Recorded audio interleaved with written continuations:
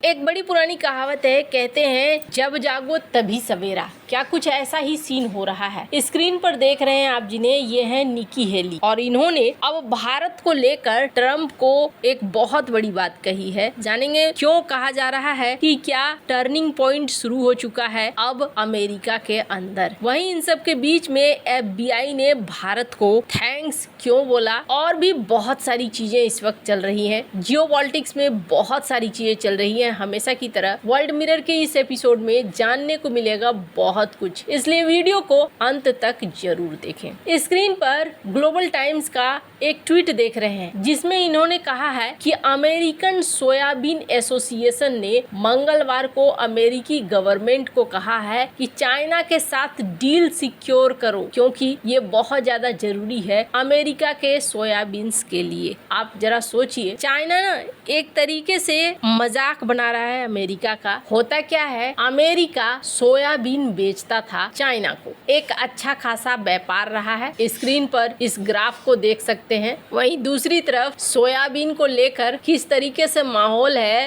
रात के 12 बजे के लगभग में डोनाल्ड ट्रंप ये ट्वीट करते हैं कि चाइना के यहाँ पर सोयाबीन शॉर्टेज हो रहा है और हमारे जो ग्रेट फार्मर्स हैं उन्होंने बहुत सोयाबीन की पैदावार की है, इसलिए चाइना जल्द ही अपने ऑर्डर को चौगुना करेगा और हमारे से खरीदेगा सोयाबीन को। कई सारे एक्सपर्ट्स ने ये कहा कि आधी रात को डोनाल्ड ट्रंप सोयाबीन बेच रहे हैं चाइना को। अब ये सब कुछ हो क्यों रहा है? ये सब कुछ इसलिए हो रहा है क्योंकि डोनाल्ड ट्रंप की रणनीतियां अब उनके ऊपर भारी पड़ती जा रही हैं। अभी एक बयान दिया था इनके वित्त सचिव ने, स्क्रीन पर उनके बयान को सुनिए। Well, a couple of things there, Laura. One, China had always been buying Russian oil. So in 2022, 13% of their oil came from China. Now it's 16, and they want a diversified oil supply. India, on the other hand, got about 1% of their oil from China in 22. Now it's up to 37%. So they're doing what I call the Indian arbitrage. They're buying cheap Russian oil, selling petrochemicals. इस बयान में इन्होंने क्या कहा कि China को लेकर जितनी भी बातें हो रही है, साल 2022 में हमने चाइना के ऊपर प्रतिबंध लगाया था, टैरिफ वगैरह लगाए थे और उसकी तपिश चाइना ने महसूस करी है। तो अब की बारी है भारत की, भारत इस तपिश को महसूस करे। जबकि हो क्या रहा है, भारत और अमेरिका के रिश्ते बुरी तरीके से तबाह हो रहे हैं। इसको लेकर निकी हेली इन्होंने एक बड़ी चेतावनी दी है। UN में ये अमेरिका की राजदूत रह चुकी हैं। इन्होंने कहा कि अमेरिका और भारत के संबंध टूटने के कगार पर हैं। उन्होंने कहा कि अगर अमेरिका चीन की बढ़ती महत्वाकांक्षाओं पर लगाम लगाना चाहता है तो भारत के साथ अपने संबंधों को पटरी पर लाना बहुत जरूरी है। भारत को चीन की तरह दुश्मन नहीं समझा जाना चाहिए, भारत को दोस्त समझा जाना चाहिए। हेली ने कहा कि जिस तरीके से ट्रंप ने भारत पाकिस्तान युद्ध विराम में अमेरिका की भूमिका, इसके अलावे टैरिफ, इन मामलों को लाकर बड़े लोकतंत्रों के बीच में दरार पैदा कर दी है, ये बिल्कुल भी ठीक नहीं है। इन्होंने कहा कि भारत के साथ एक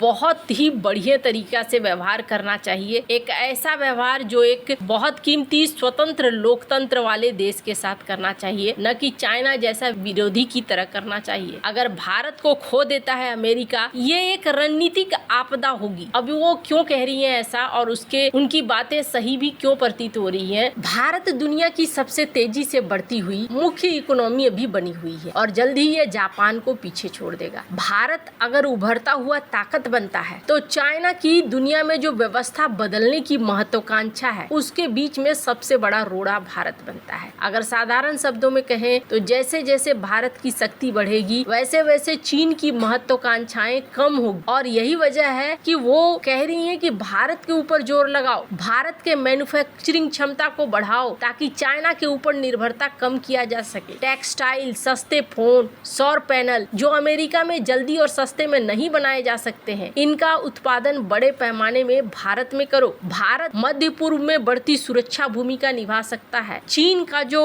BRI है उसके लिए काट बन सकता है, इसलिए भारत की तरफ ध्यान दो। हालांकि वो जो भी कह रही है वो गलत नहीं कह रही है। BRI का एक सबसे बड़ा काट था IMEC कॉरिडोर। अब IMEC कॉरिडोर का भविष्य भी लटकता हुआ नजर आ रहा है। चाइना का एक बड़ा काट बन रहा था क्वाड कार्ड का भविष्य भी अब लटकता हुआ नजर आ रहा है। अगर डोनाल्ड ट्रंप प्रशासन की बात करें तो उन्होंने अभी हाल ही में एक बयान दिया उनकी प्रवक्ता ने, जिसमें उन्होंने कह दिया कि हमने भारत के ऊपर सैंक्शंस लगाए हैं, प्रतिबंध लगाए हैं। यानी ये टैरिफ का खेल नहीं है, एक दुश्मन देश की तरह व्यवहार किया जा रहा है। वहीं कुछ लोग ये मान रहे हैं कि ये कुछ दिनों की बात है जो जल्दी ही हल हो जाएगी। और इसके पीछे कारण क्या है? कारण ये है कि चाइना की और भी ज्यादा बढ़ती हुई महत्वाकांक्षाओं को अमेरिका बहुत ज्यादा सहन नहीं कर सकता है। लेकिन यहाँ पर जेफरी ने एक बड़ा बयान दिया है। सबसे पहले तो जेफरी ने ये कहा है कि अमेरिका के जो वित्त मंत्री हैं उन्होंने मूर्खतापूर्ण काम किया है और इतना बड़ा टैरिफ लगा दिया है। ये कोई रणनीति नहीं है बल्कि ये तोड़-फोड़ है। अमेरिकी विदेश नीति में सबसे मूर्खतापूर्ण कदम है। उन्होंने ट्रंप को भ्रमित बताया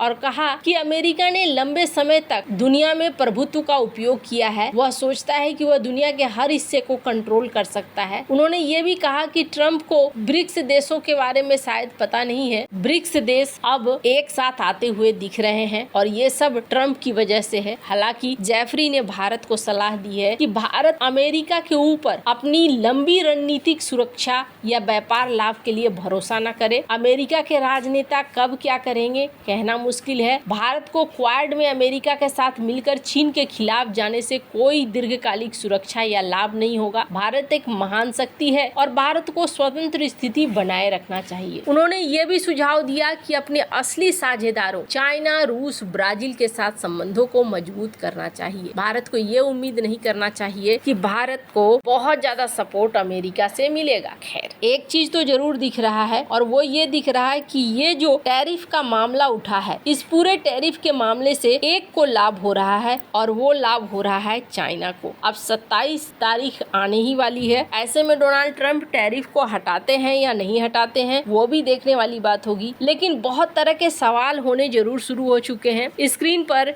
एक ट्वीट देख रहे हैं, एक सोशल मीडिया के प्रभावशाली शख्स है। इन्होंने कह दिया कि भारत में 1.5 बिलियन लोग हैं, लेकिन उन्होंने किया क्या है? अभी तक दुनिया में कौन सा बड़ा काम कर दिया है? हालांकि बहुत सारे लोगों ने उनका जवाब भी दिया है, पर इनका कहना है कि इतनी बड़ी आबादी है, जीरो अचीवमेंट है। कुछ इस तरीके की भावनाएं भी अब सोशल मीडिया पर पनपनी शुरू हो चुकी है। पर इन सब के बीच में एक अच्छी खबर ये है, 10 मोस्ट वांटेड लिस्ट में एक महिला आती थी जो भारत आकर छिप गई थी और FBI ने भारत से रिक्वेस्ट किया। हालांकि उन्होंने किसी की हत्या करी थी जिस पर भारत ने FBI की मदद की। ये चीज दिखला रही है कि ऐसा नहीं है कि सारे रास्ते बंद हो गए हैं। अभी सिर्फ व्यापार को लेकर टेंशन है, बाकी सारी चीजें सुचारू रूप से चल ही रही है। वैसे आपको क्या लगता है? इन सब मामले में आपकी क्या राय है? कमेंट कर जरूर बताएं। जल्द मिलते हैं अगले वीडियो में नई खबर के साथ।